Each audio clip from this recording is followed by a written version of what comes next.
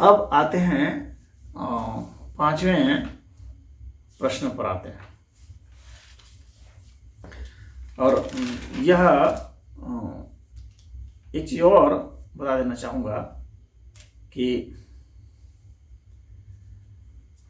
अथर्ववेद के अष्टादश कांड के सूक्त 2 के 49वें मंत्र में भी पितामह शब्द भी आया है, उसी के साथ, पितर के साथ ही। ये नः पितुः पीतरो ये पितामह य आवेशूरोर्वम् अंतरिक्षम य अक्षयन्तीं पृथ्वीमुत ध्यां तेभ्यः पितृभ्यो नमसा विधेम। यहाँ पर आया है और इसमें यह कहा गया कि मनुष्य, जो तुम्हारे पिता दादे परदादे जो विद्यावत से आकाश में प्रविष्ट हुए हैं और पृथ्वी और आकाश में शासन करते हैं, उनका अन्न आदि से सत्कार करो। यहाँ पर तो इस तरह से बताया गया। और इसके दूसरे तरीके से जो अर्थ निकालने वाले हैं वे कह रहे हैं कि पिता पितामह और परदादा पर पितामह को हम श्राद्ध से तृप्त करते हैं, जो आकाश में प्रविष्ट हुए हैं और जो शासन करते हैं, उनकी हम पूजा अर्चना करते हैं। तो ये तो साफ साफ जो है इसमें संकेत आ रहा है कि कई तरह से इसके अर्थ निकाले जा सकते हैं। यहाँ पितामह पितर तो सब तो यहाँ पर दिया हुआ है मंत्र में। अब मंत्र में सारी प्रक्रिया तो देगा नहीं कि ऐसे रखो, यहाँ रखो, वो रखो, ये सब तो बताएगा नहीं उतना।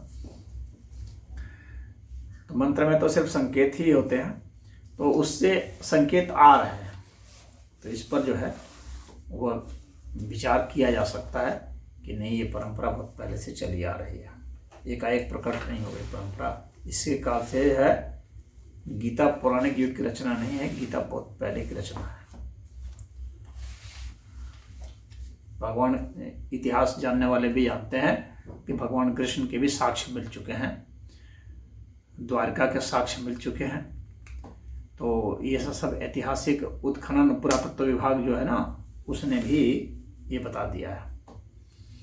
वेद अभ्यास की और भी रचनाएं हैं जिससे कि सिद्ध हो जाती है। महाभारत के अलावा भी रचनाएं हैं तो वे भी सिद्ध करती हैं कि वो जो है बहुत पहले की रचना है, ये बहुत बाद की रचना नहीं है। जिस तरह से ये सिद्ध करना चाह रहा है उससे प्रमाणित नहीं हो रहा।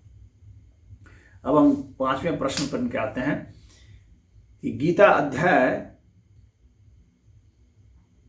2 श्लोक 22 में जीवात्मा को एक शरीर को त्याग कर नया शरीर धारण करने को बताकर एक देही सत्ता तथा पुनर्जन्म के लिए यत्र तत्र आवागमन करने वाला माना है, किंतु श्लोक 24 में उसे सर्वगत स्थाणु अचलोयम सनातन लिखकर सर्वव्यापक स्थिर अचल एवं सनातन माना।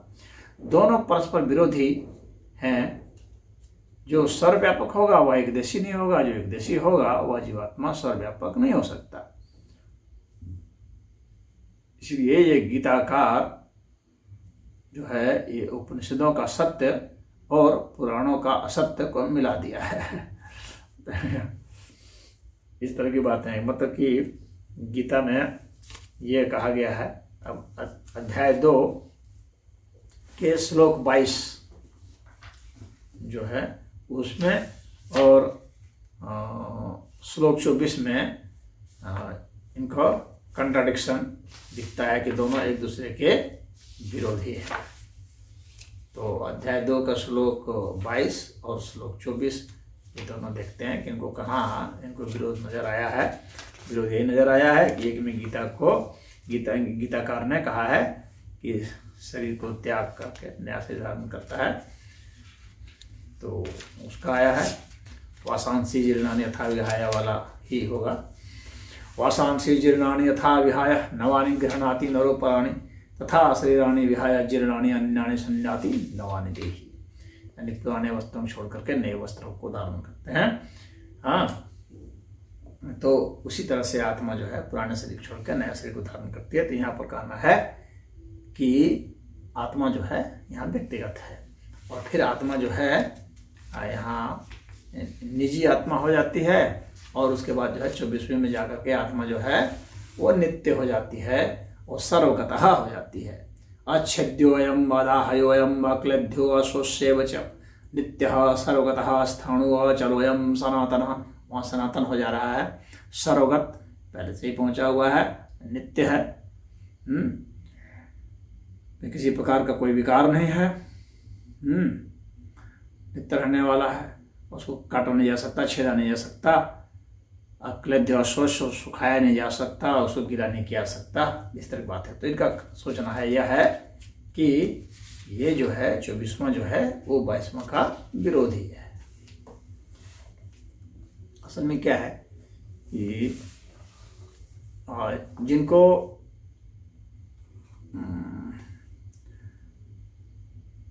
व्यावहारिक, जिन्होंने अनुभव नहीं किया है, कुछ साधना जिसकी नहीं है, बस खाली कुछ किताबें पढ़ी हैं, उनको कंफ्यूजन होना स्वाभाविक सी बात है। आत्मा शब्द जो है वह उपनिषदों में भी कई जगह जो प्रयुक्त हुआ है, तो वह व्यक्ति के अर्थ में भी प्रयुक्त हुआ है, और वैसे व्यक्ति के विषय में भी है कि उसको मोक्ष प्राप्त हुआ है, मुक्ति होती है। और आत्मा को परमात्मा के भी अर्थ में प्रयुक्त किया गया है, और जो है उसे सनातन अर्थ में भी कहा गया है, नित्य अर्थ में कहा गया है, सर्वव्यापी अर्थ में भी कहा गया है। तो आत्मा को हम किस अर्थ में कहते हैं? आत्मा को हम जीवात्मा के अर्थ में भी कहते हैं। आत्मा का ही प्रकटीकरण जो है मन के रूप में भी है, तो उसमें मनोआत्मा कहते हैं। वहां पर आत्मा जो है वह एक तरह से विशेषण का काम करता है।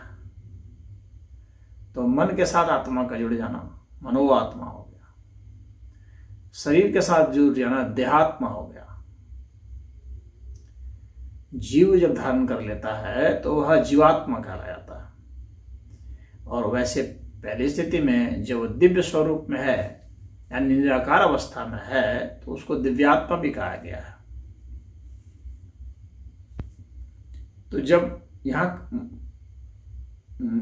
ये एक शरीर से दूसरे शरीर को जाने की जब बात आती है, तो उस समय जो आत्मा की बात की जा रही है वह सूक्ष्म आत्मा की बात की जा रही है।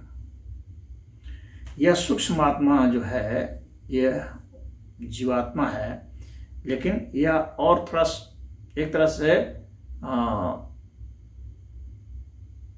जो मन से भी थोड़ा सा सूक्ष्म है उसको दर्शाने के लिए यह है। मन से भी कुछ सूक्ष्म है, तो मन भी चूंकि इंद्रिय है, तो इंद्रिय से भी जो सूक्ष्म है उसको दर्शाने के लिए है सूक्ष्म आत्मा, जिसको कठोपनिषद वगैरह में भी कहा गया। और वहां कठोपनिषद में भी कहा गया है, और श्वेताश्वतर उपनिषद वगैरह में भी कहा गया है कि बाल के अगले हिस्से के केश के नोक के 10,000वें भाग के बराबर। तो वहां पर उसका यह मतलब नहीं है कि एक्यूरेट उसका डायमेंशन बतलाना का मतलब नहीं है, क्योंकि उसको इसके बाद के कितना भी वो 10,000वें हिस्से के बराबर भी हो जाएगा, 1,00,000 में कैसे भी बराबर होगा, तो भी तो उसका आकार रहेगा ही। आकार खत्म तो हो नहीं रहा है। जब तक बिंदु की हम कल्पना कर सकते हैं, सूक्ष्म से सूक्ष्म बिंदु की, तब तक आकार है। आकार का मतलब इसकी लंबाई चौड़ाई ऊंचाई हो, हम डिटेक्ट कर पाते हैं या नहीं, उस सवाल उसका नहीं है। सवाल इसका है कि वो हो सकता है उपकरण से डिटेक्ट हो या किसी चीज से डिटेक्ट हो। तो वहां पर भी स्पष्टता बताया गया है कि उसका एक तरह से उसको आकार बताने की कोशिश की गई है, और वहां पर वह सूक्ष्म आत्मा की ही बात की जा रही है। और वह सूक्ष्म आत्मा ही जो है एक शरीर को छोड़ करके दूसरे शरीर को धारण करने की बात वहां पर सामने आती है। जब निराकार ही हो गया तो फिर शरीर को क्या छोड़ना? निराकार तत्व को शरीर को छोड़ना और मतलब से कोई मतलब ही नहीं रह जाता है वहां पर ना, उस स्तर पर। तो वहां पर तो है वह जो है सर्वगतः स्थाणु चलोयम सनातन, वो वाला यानी आत्मा की निराकारता का, और आत्मा जो सूक्ष्म स्तर पर जो है तो उसमें वासांश से जीर्णानि यथा विहाय है, तो वो सूक्ष्म आत्मा के विषय में। सूक्ष्म आत्मा दिव्य आत्मा में कंफ्यूजन है लोगों को, मनो आत्मा देह आत्मा में कंफ्यूजन हो सकता है। आत्मा और परमात्मा, आत्मा शब्द कहीं परमात्मा के भी प्रयोग हो जाएगा और कहीं आत्मा के ही अर्थ में प्रयोग हो जाएगा।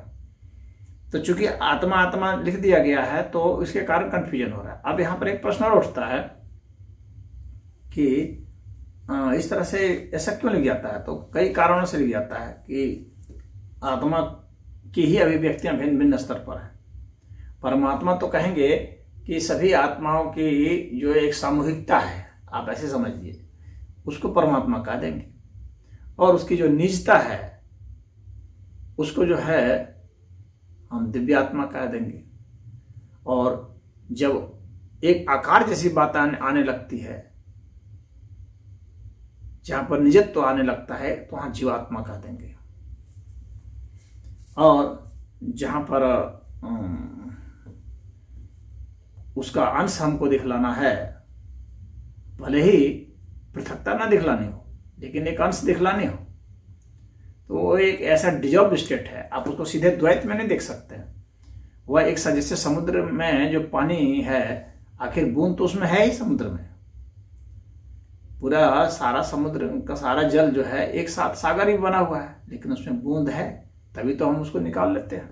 बाहर का जो वायुमंडल है उसको सारा आराम से उसको पृथक कर दे रहा है, लेकिन जब वायुमंडल में नहीं है, उसमें मिला हुआ है, तो उसको हम समुद्र ही कहते हैं। परंतु बूंद के अर्थ में सूक्ष्मता में वह वहां मौजूद है, इसको समझने की जरूरत है। जैसे बादल होता है तो बादल में जो है बूंद होती है, पानी की बूंद होती है बादल में, लेकिन ऐसे जाएंगे तो पता चला कि हवा हवा है, कुछ नहीं। लेकिन तो वह जो स्टेट है ना, वह एक फिजिकल स्टेट दिखलाने के लिए वो क्वांटम स्टेट का वास्तव में एक फिजिकल फॉर्म है, जो कि एग्जाम्पल के रूप में हम लोग देते हैं, उदाहरण के लिए देते हैं, बादल को दिखलाते हैं। तो उसी तरह से इसको समझिए, जो हम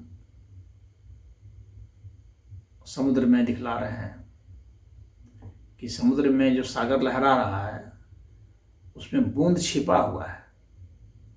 सागर से मिल जाने पर तो वो सागर ही है, क्योंकि हम उसे पृथक नहीं कर सकते जब वो सागर में है तो। लेकिन सागर से जब हम पृथक उसे कर देते हैं, या वही जब झटका दे करके ऊपर उठता है वायुमंडल में जहाँ की पानी नहीं है, तो वहाँ पृथक हो जाता है, तो वहाँ बूंद है। फिर वो जाकर के वहीं गिरता है, फिर उसमें लय हो जाता है।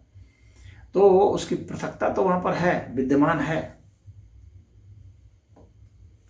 सेपरेशन है।